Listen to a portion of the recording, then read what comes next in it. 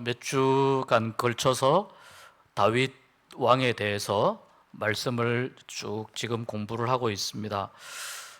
다윗 왕에게 있어서 그 중요한 그 몇 가지 사건들이 있습니다. 뭐 골리앗을 물리쳤다라고 하든지, 또는 기름 부음을 받았다고 하든지, 또 헤브론에서 1차적으로 이제 유다 족속에 의해서 왕이 되고, 그 다음에 한 7년 6개월 지나서 다시 온 이스라엘 족속에 의해서 왕으로 다시 인정받는 그런 일들도 정말 귀한 일인데, 이제 지난주 우리가 잠깐 말씀에서 공부한 것처럼 다윗이 이 시온산, 그러니까 예루살렘을 의미하는 것입니다. 이 예루살렘이 보니까 아직까지 가나안 족속이 예루살렘 쪽에 살고 있는 겁니다. 왜 아직까지 이 예루살렘을 정복하지 못했는가? 지금 가나안 여호수아부터 시작해서 가나안 땅을 차지하기 시작한 지가 오랜 시간이 수백 년이 지났는데 아직까지 이 예루살렘을 차지하지 못한 것을 보고, 또 그 예루살렘이 너무나 지형적으로 아주 유리하고 또 굉장한 요충지에 있어서 이 예루살렘을 탈환을 하고 거기에 이제 다윗 성을 거기에다가 쌓게 됩니다.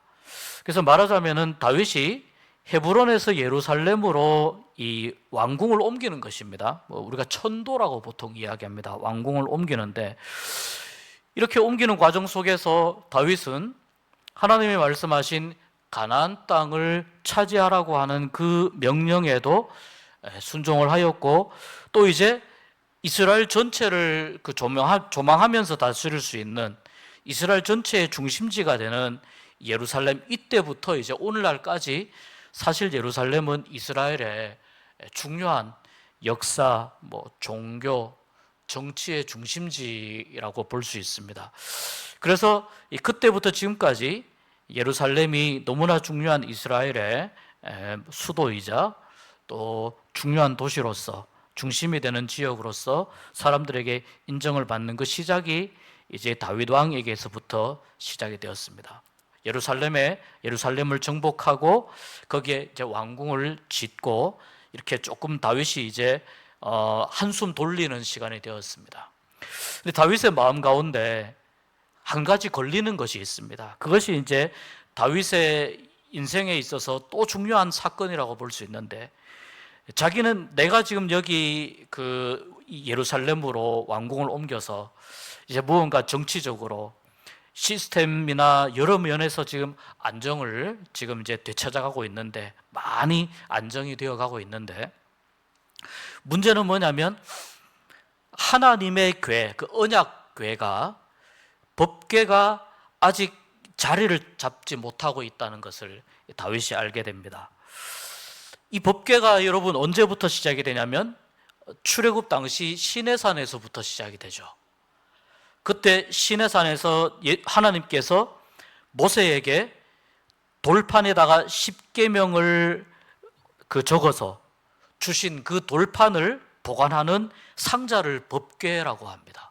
법궤 또는 이제 언약궤라고 합니다. 그러니까 이 법궤의 시작이 시내산에서부터, 그 다음에 이스라엘 백성들이 광야 40년 지나는 동안에 계속해서 법궤를 어깨에 메고 다녔습니다. 법궤는 그 이동을 할 때 반드시 어깨에 메어 가지고 이동을 하게 되어 있습니다. 이제 그러는 과정 가운데 법궤 안에 추가적으로 더 들어가는 물건들이 생기게 됩니다. 하나는 이스라엘 백성들 40년 광야 생활에서 잊을 수 없는 것 중에 하나가 만나입니다. 매일 아침에 만나를 거두었기 때문에 항아리에다가 만나를 담아 놓은 것을 법궤 안에 넣어둡니다.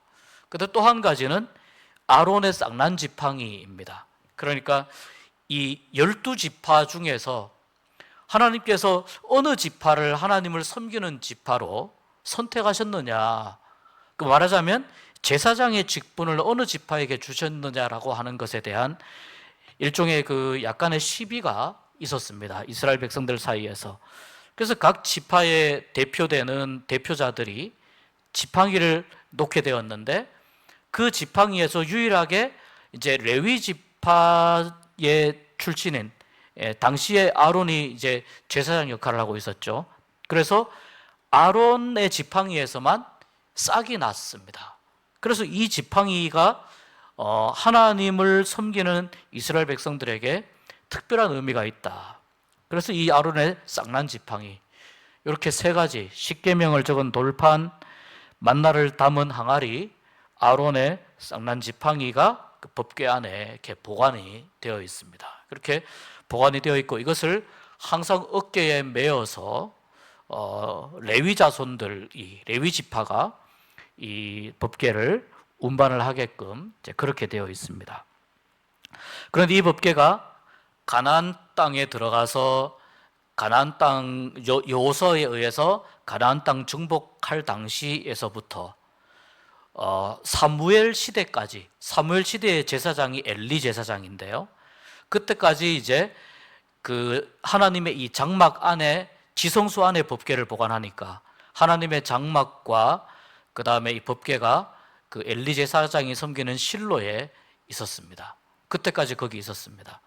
당시에 엘리 제사장이 말하자면 종교적으로 이스라엘을 다스리고 있을 때, 아직 사무엘은 이제 막 말하자면 하나님의 말씀을 막 받은 이제 신참내기 선지자여서 사무엘의 영향력은 아직 크지 않았습니다. 그 당시에 이스라엘과 블레셋 사이에 전쟁이 일어납니다. 그런데 이제 이스라엘 쪽에는 아직 왕도 없죠.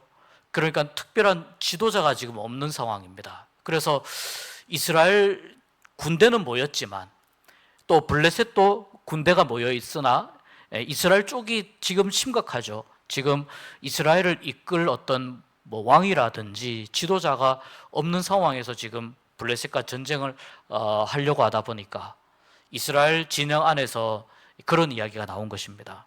우리가 전쟁을 할 때 하나님의 법궤를 가지고 와서 그것을 앞장 세워서 전쟁을 하자. 옛날에 우리 조상들이 요단강을 건널 때도 제사장들이 법궤를 어깨에 메고 요단강 먼저 들어가니까 요단강이 갈라지지 않았느냐. 아마 이런 어떤 그 옛날의 그런 과거를 회상하는 생각들이 있었던 것 같습니다.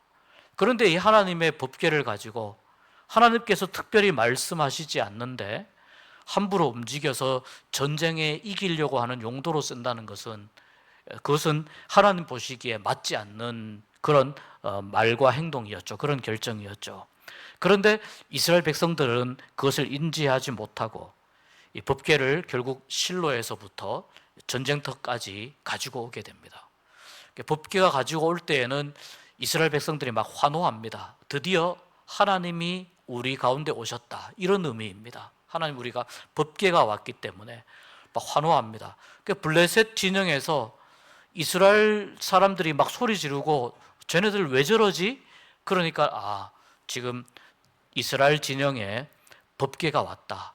쉽게 말해서 그들의 신이 지금 이스라엘 진영 안으로 왔다. 블레셋 사람들이 이렇게 이제 이야기를 합니다.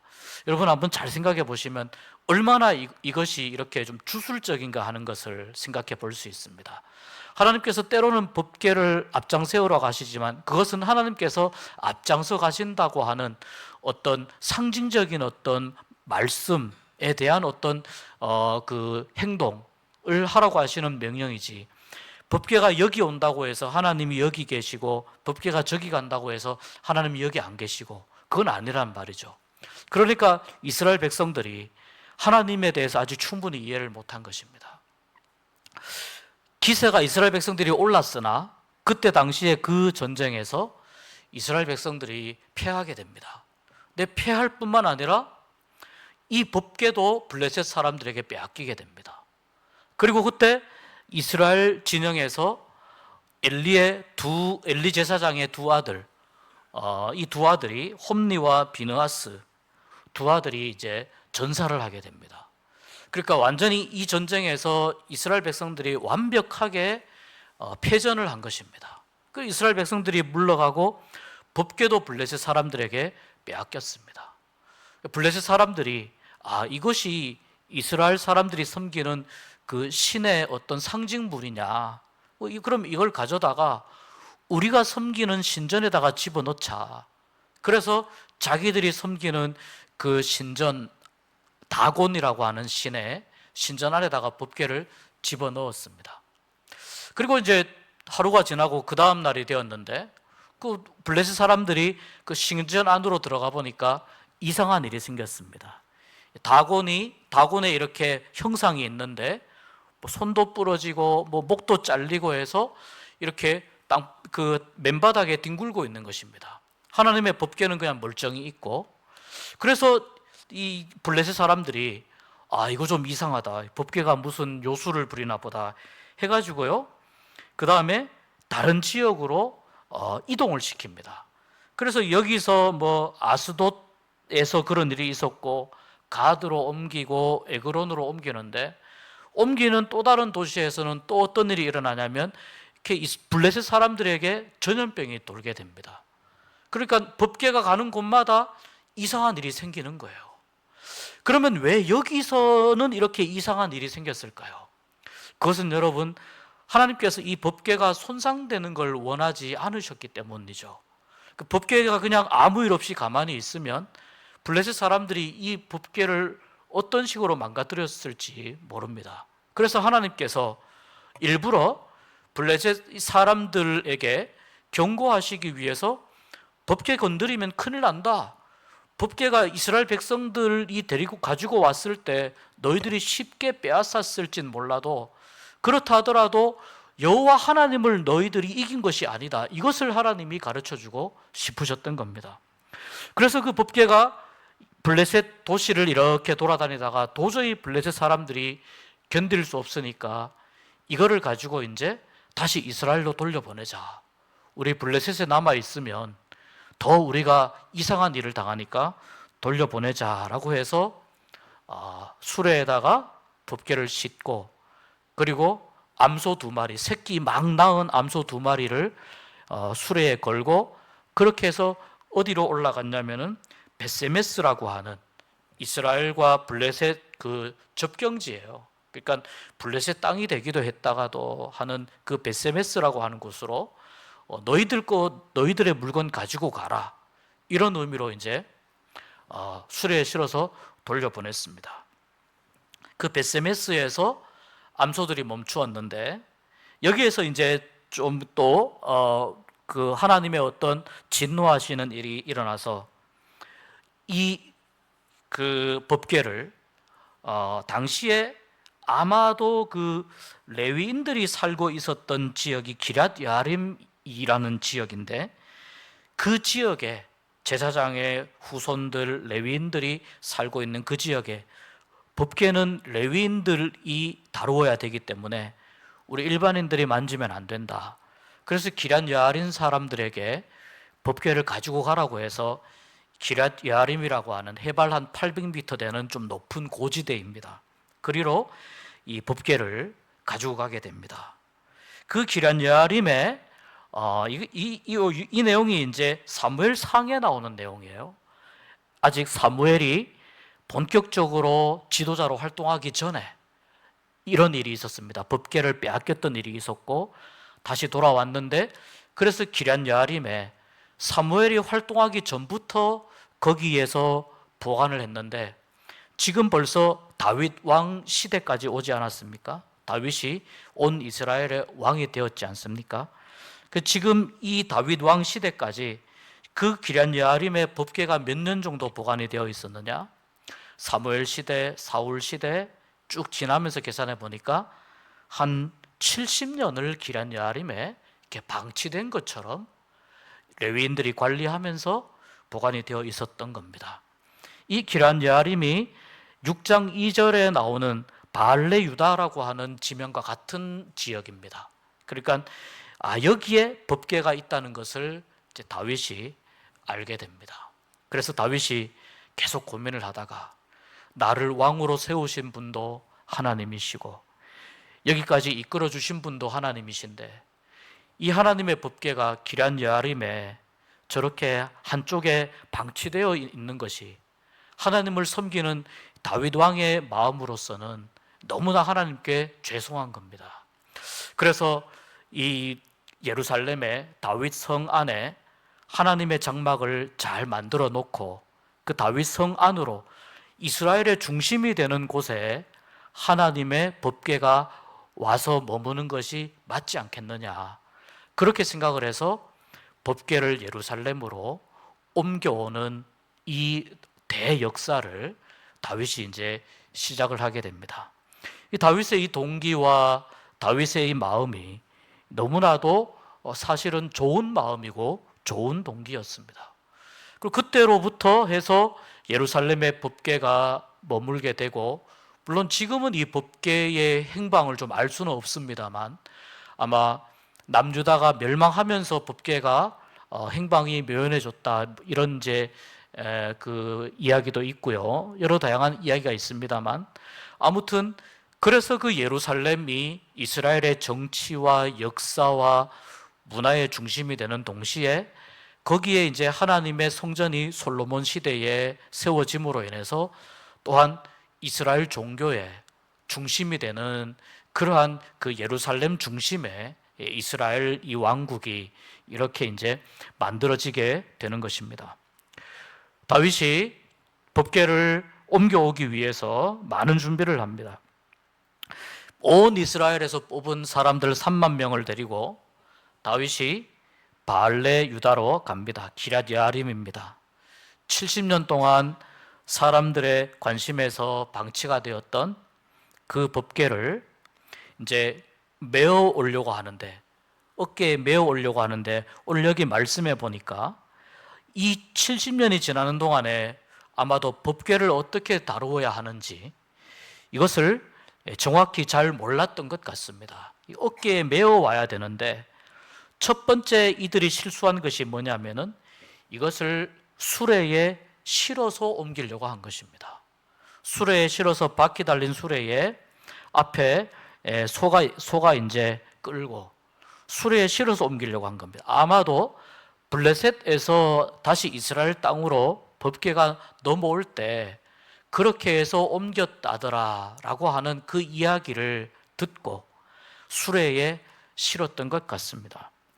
그런데 그 바알레 유다 기럇 여아림이 높은 산지라고 말씀드렸지 않습니까? 여기에서 물론 예루살렘도 높은 지역입니다만 거기에서 한참 내려와서 다시 예루살렘으로 와야 되기 때문에 상당히 가파른 길을 이렇게 내려와야 됩니다. 그러니까 수레가 덜컹덜컹하면서 오늘날과 같이 이렇게 뭐 스프링이 있는 수레도 아니고 덜컹덜컹하면서 내려오다 보니 여기 어느 그 낙원 타작마당이라고 하는 지역에 와서 이게 그만 심하게 덜컹하다가 법궤가 그만 땅에 엎어지게 될 위기에 처하게 됩니다. 그때 그 수레 옆에 있던 우사라고 하는 사람이 법궤가 땅에 떨어지는 것을 막기 위해서 손으로 법궤를 이렇게 잡습니다. 잡아서 법궤를 수레에 다시 고정시킵니다. 이것이 법궤를 이동하는 과정 가운데에서 범한 두 번째의 실수입니다. 그러니까 이 우사는 지금 레위인이라고 하는 그 기록이 없습니다. 그러니까 우사가 어느 지파에 속한 사람인지 잘 알 수 없습니다.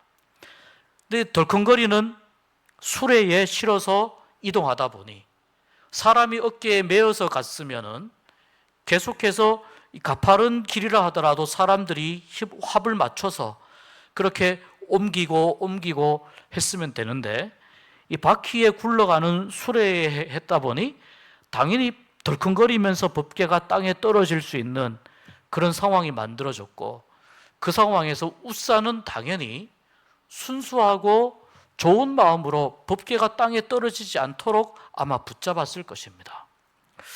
근데 여러분, 하나님께서는 때로는 하나님을 섬기는 일에 대해서 때로는 굉장히 엄중하게 대하실 때가 있습니다. 굉장히 엄중하게 하나님께서 그 대우하실 때가 있습니다. 처우하실 때가 있습니다.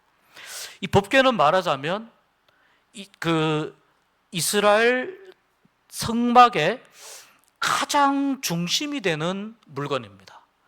다시 말해서 이스라엘이 하나님을 섬기는 데 있어서 가장 중심이 되는 자리에 법궤가 있다는 것은 그 위에 또 그룹이 이렇게 발을 이렇게 날개를 쭉 펴고 법궤를 이렇게 덮는 그런 형상을 하고 있는데, 이 자체가 뭐냐면 하나님 임재의 하나의 상징이라는 것입니다. 그러니까 하나님께서 법궤를 어떻게 다뤄야 한다는 것을 그 시내산에서 광야에서 말씀해 주셨습니다. 그래서 그때 이스라엘 백성들이 이동을 하지 않습니까?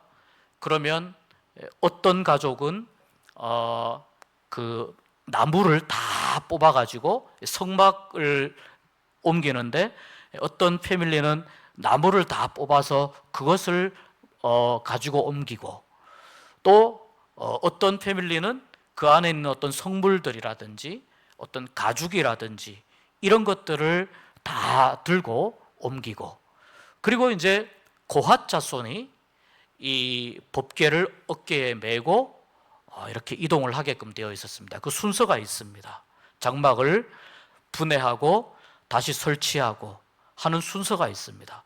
이 순서대로 이스라엘 백성들이 계속해서 광야를 움직였기 때문에 하나님이 광야 생활을 통해서 이스라엘 백성들을 매우 질서 있게 이스라엘 백성들이 움직일 수 있도록 그렇게 조치하신 것을 우리가 알 수 있습니다. 그런데 지금 다윗 왕의 마음은 너무나도 선한 마음에서 시작했으나 법궤를 움직이고 옮기는 이 과정 속에서 그만 큰 실수를 범하고 말았습니다. 법궤를 만지면 안 되는데 법궤를 만지게 되었고, 수레로 옮기면 안 되는데 수레로 옮기게 됩니다. 그래서 웃사가 그 자리에서 목숨을 잃게 됩니다. 이 광경을 보면서 다윗이 첫 번째는 굉장히 분해합니다. 분해한다는 것은 무슨 뜻이냐면 법궤를 옮기는데 실패했다는 것을 깨달은 겁니다. 한 나라의 왕이 지금 가장 중요한 어떤 종교적인, 우리가 섬기는 하나님의 가장 중요한 물건을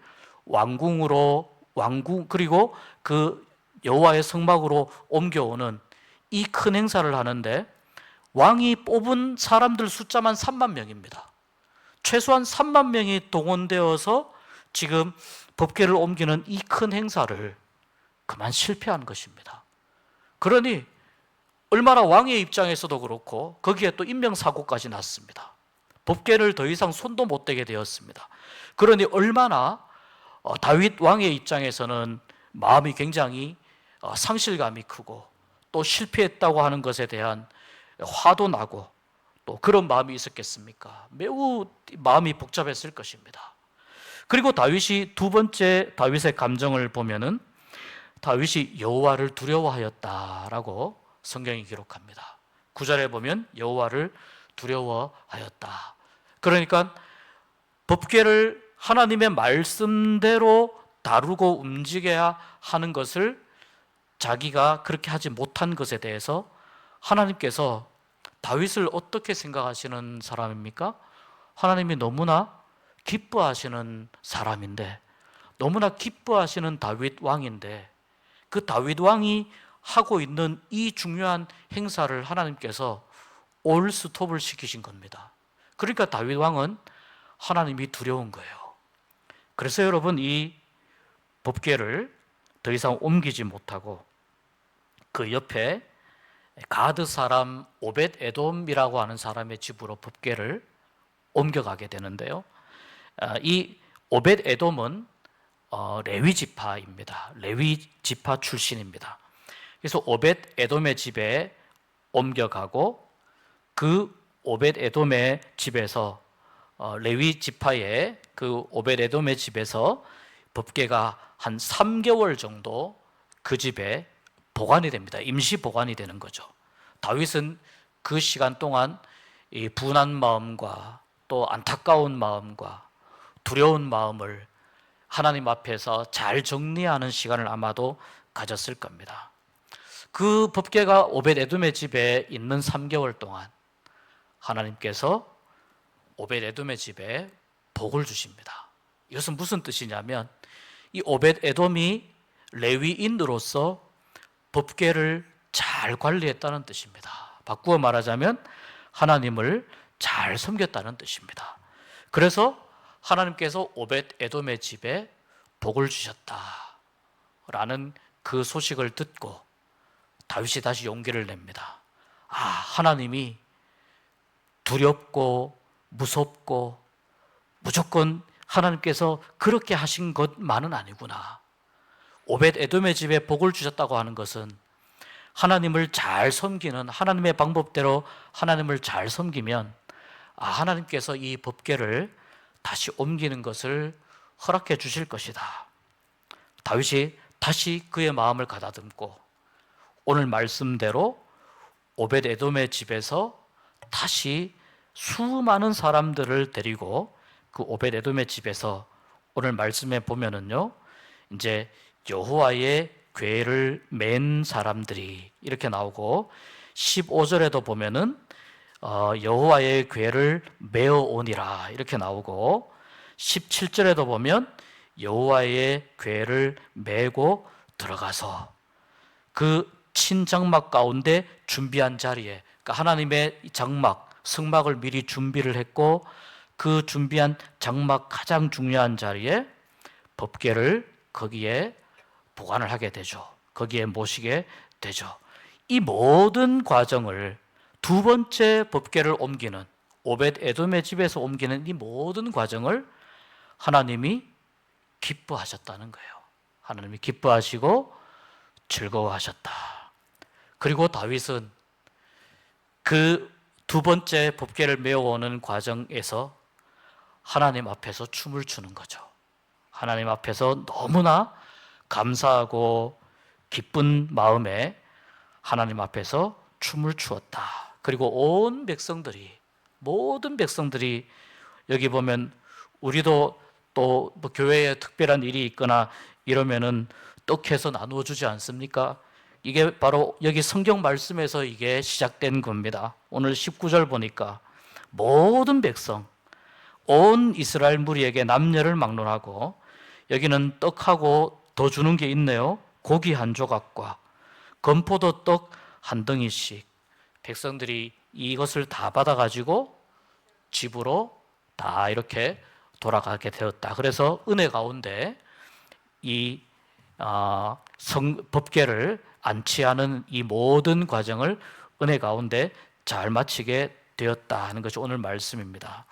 오늘 말씀 설명이 조금 길어졌습니다만 이 말씀 가운데 우리에게 주시는 중요한 교훈이 있습니다. 그것은 뭐냐면은 하나님은 하나님을 중심으로 하나님을 기쁨으로 섬기는 성도와 가정을 하나님이 기억하시고 반드시 복을 주신다는 것입니다.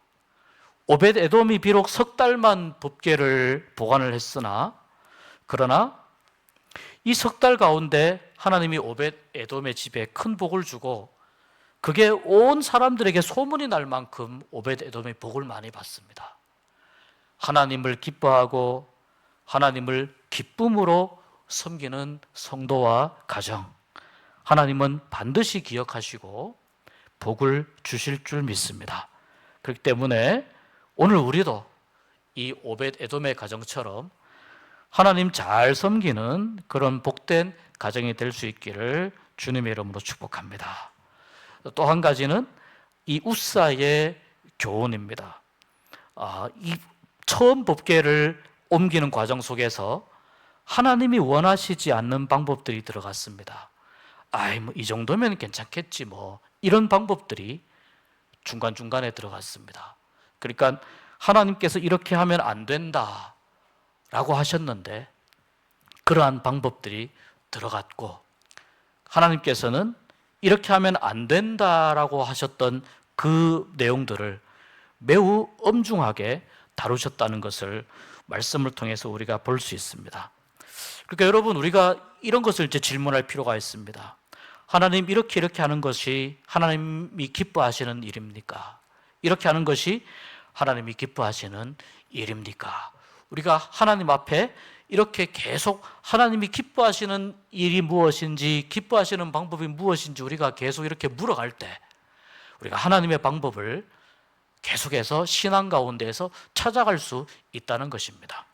이 법궤는 이미 하나님이 말씀하신 그런 내용과 방법이 있었다는 것을 우리가 말씀을 통해서 기억을 할 수가 있습니다. 그래서 하나님이 기뻐하시는 방법이 무엇입니까? 하나님이 기뻐하시는 길이 무엇입니까? 우리가 계속 하나님께 묻고 또 하나님께서 가르쳐 주시는, 알려주시는 그러한 방법을 찾아가는 그러한 공동체가 되는 것이 매우 중요하다 하는 것이고, 하나님을 기쁨으로 섬기는 공동체는 복된 공동체가 된다라는 것을 오늘 말씀을 통해서 우리가 깨달을 수가 있습니다. 하나님을 기쁨으로 섬길 수 있는, 하나님의 은혜가 충만한 복된 성도와 가정 되실 수 있기를 주님의 이름으로 축복합니다.